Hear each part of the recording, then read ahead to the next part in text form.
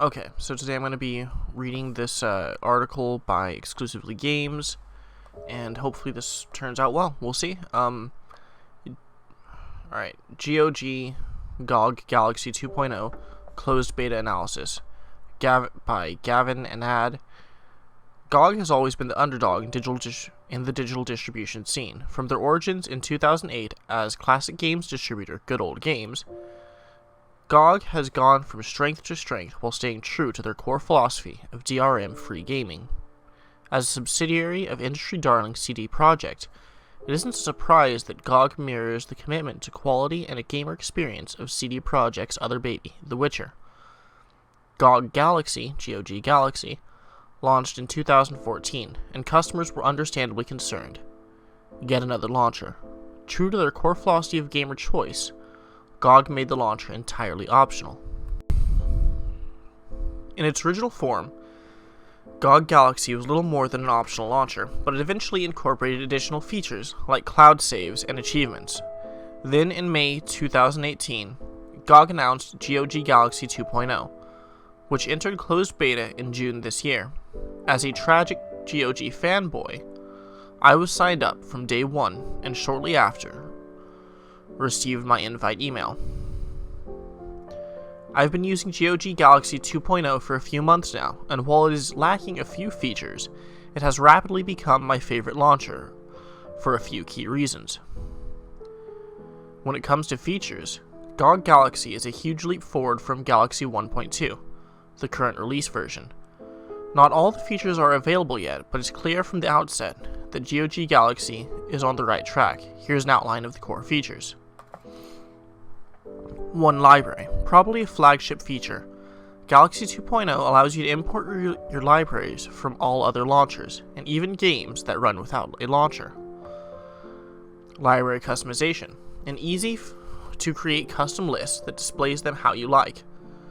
Patch rollbacks. Don't like the most recent patch of a game? Did it break your game? This feature existed in Galaxy 1.2, and thankfully it's still here.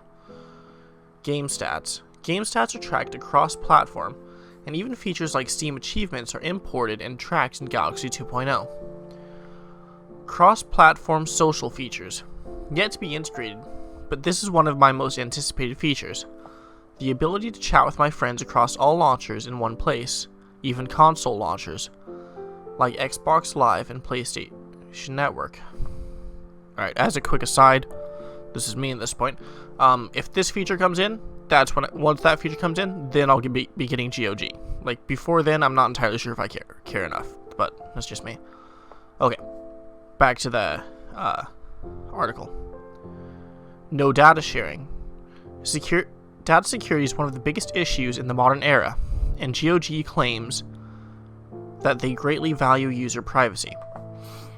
Whether you believe this is up to you. Community features. Already in use, GOG 2.0 is accompanied by a Python API that allows users to build their own launcher integrations. So if your game launcher isn't already supported, chances are that someone has created a community integration. Alright, and launcher tags and custom names with cross-platform summary presented in slick design aesthetics. I'm not entirely sure if I'd consider that slick personally, but it's alright. And next, the pros. First, the aesthetic. GOG Galaxy 2.0 is clean, minimal, gentle on the eyes. If I had one major criticism of Galaxy 1.x, it's that it almost looks like a program designed for Windows XP. GOG has stepped up their presentation game this time around, and it looks spectacular. Excuse me. My favorite Galaxy 2.0 feature, so far, is the consolidated library. Playing a game from another launcher still requires you to have the relevant launcher open in the background. This is unlikely to change. Steam, Origin, and Uplay are not going to let you abandon them entirely. However, if the launcher isn't already open, Galaxy 2.0 does that for you. You can even install and uninstall games from other launchers. Not implemented yet, but you can secondary launcher behavior. Okay. While it hasn't been implemented yet, Galaxy 2.0 will allow users to customize the behavior of secondary launchers, meaning you can minimize your integration with them even more by forcing them to close together with the game they support. Alright. Adding new games and launchers is incredibly easy. Access from the settings cog. From there, you will click connect from the relevant platforms, or you can manually add a game. You can also sync any existing integrations. Although I found this happens automatically and quite quickly, new games are added even before I have a chance to choose this option.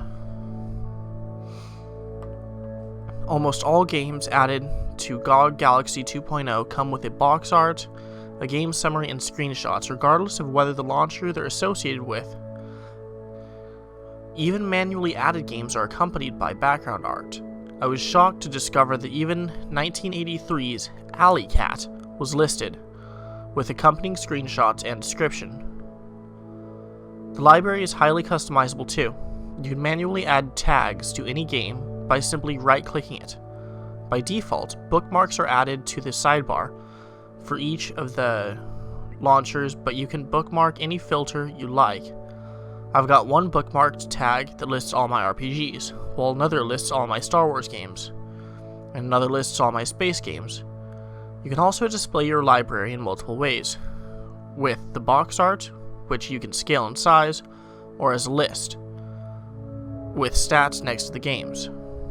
Alright, and these are the games he's got. The only one of those that I haven't played at least a little bit of is Tyranny, and I don't think I've even heard of it, so... But the rest of them are some of my favorite games. Pathfinder Kingmaker is one of my favorites. Same with Skyrim. Wasn't as huge a fan of The Witcher, but I love the idea of it. I don't particularly enjoy the character for some reason. I don't know. But anyway, back to the article. GOG Galaxy 2.0 is still has a long way to go, but the features that currently exist are brilliant. Already put Galaxy 2.0 in a strong competition against established giants Steam, even with their library update, which I launched at the time of writing. Okay, I'm gonna be honest.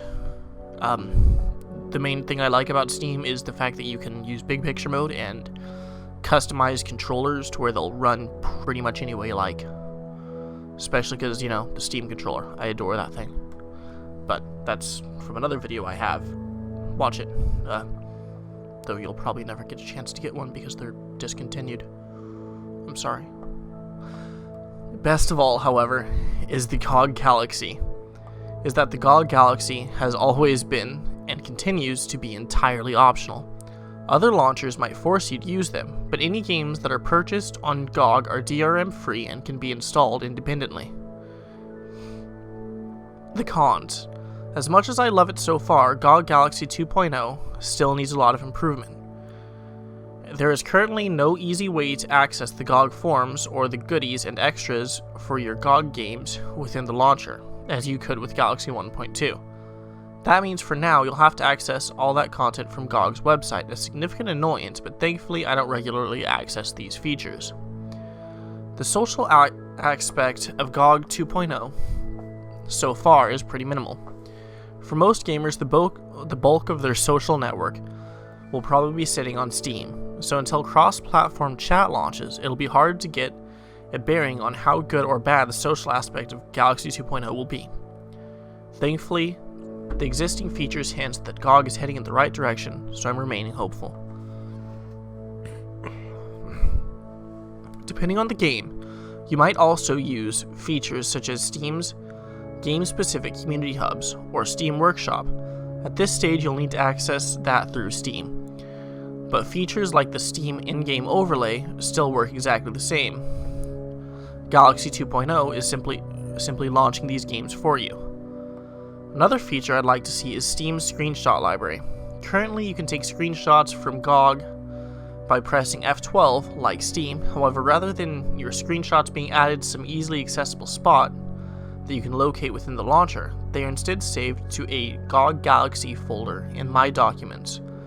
Steam's in-library access to your screenshots, along with the ability to store them in the cloud, is still a significant advantage.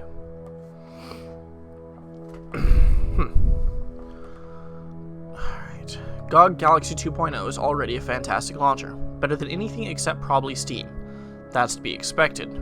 Valve practically invented digital distribution, and has been polishing Steam for the better part of 15 years. The fact that GOG is competing at all is an achievement. Meanwhile, EA, Ubisoft, and Epic Games, with their hundreds of millions in revenue from countless blockbusters, simply can't compete with the beloved Polish crew at GOG. The good thing about GOG Galaxy's 2.0's missing features is that they are mostly listed as coming soon. TM. I think that might have been a typo. If the GOG crew are anything like their colleagues working on Cyberpunk 2077, then those features will probably come when they're ready. But it's a good thing that I think the industry could take inspiration from CD Projekt and focus on quality over quantity release schedule more often, getting the most out of Galaxy 2.0. GOG Galaxy 2.0's big strength is customizability, which has quite a lot of depth, even in the early stages.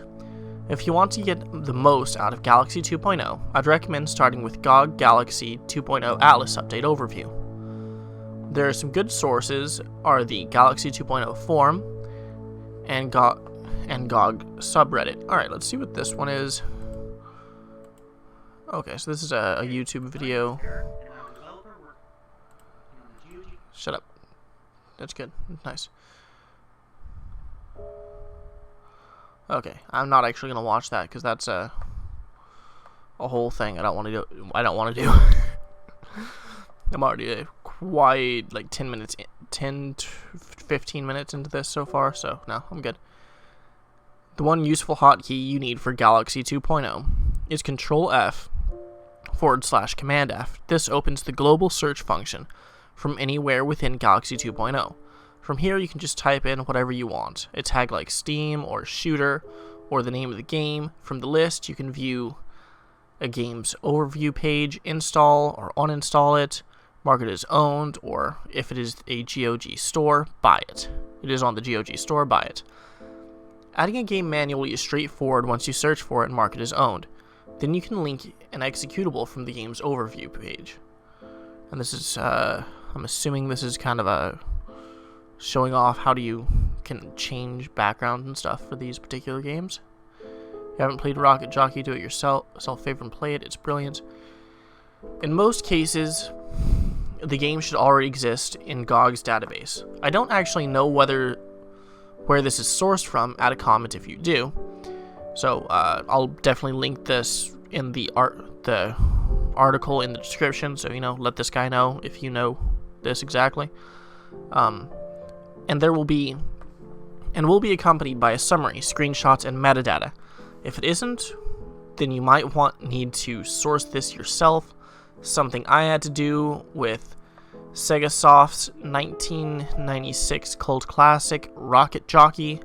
If you're writing a classic DDoS game that isn't already available on GOG, you might need to create your own custom shortcuts to launch the game in DOSBox. This is how DOSBox was sold by GOG how DOS games sold by GOG are configured. The DOSBox shortcuts page on the DOSBox wiki explains how to do this, and the DOSBox subreddit or DOSBox forums are another great place to ask for help. Have fun with Galaxy 2.0. In 1998, and this is kind of a short summary on who this person is with his Instagram and Medium. I don't know what that. I've never used that particular social media before. I'll look at it later because I don't know what the hell that is. All right. Anyway, yeah, that's about all. Let me know what you guys think about this. Personally, I enjoy making it, and I want to know how well this turns out. If after I listen to this it turns out decently enough, I'll publish it. If not, whatever. Send me some links to articles if you want me to just read them out loud. If not, I'll just keep searching through exclusively games, or even if I just happen to come across a different one, I'll start talking about those, I guess. I don't know. We'll see. Yeah.